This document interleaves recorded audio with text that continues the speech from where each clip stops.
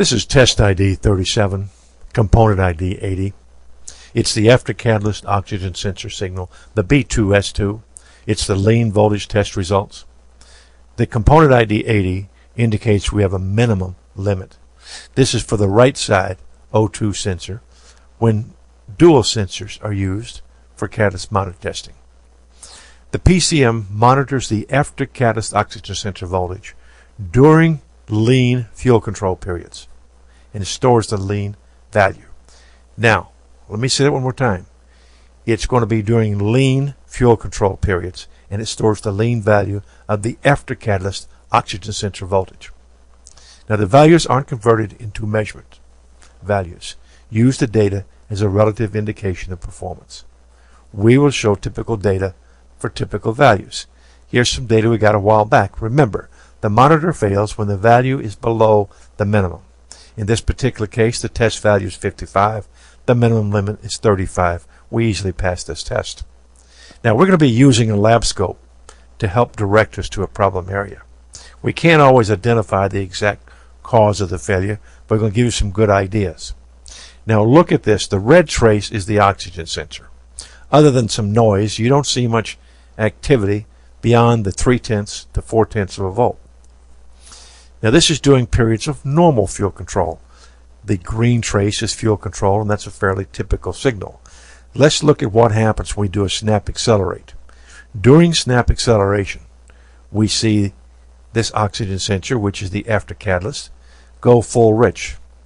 But during decel lean out, the after catalyst O2 signal stays above 0.2 of a volt. Now, this tends to indicate we're not going lean enough. We need to talk more about that and some other things. So next we're going to look at scope patterns and see how to verify this mode 6 data. We're going to be observing the red trace in this case. We're pointing here to the right hand side of the red scale, and we see we're slightly over 0.2 of a volt. We're going to have to do something extra.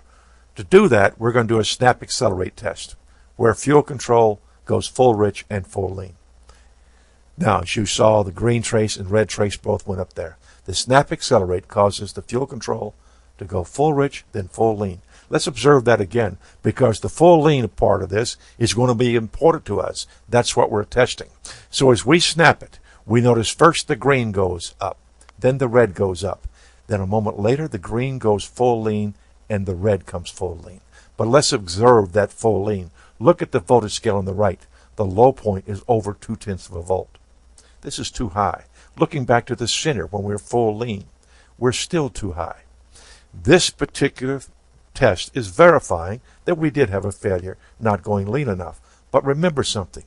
JTEC O2 sensors have higher voltage when they're cold, and this sensor is way back in the exhaust, further away from the engine, gets less heat, and it's high mileage.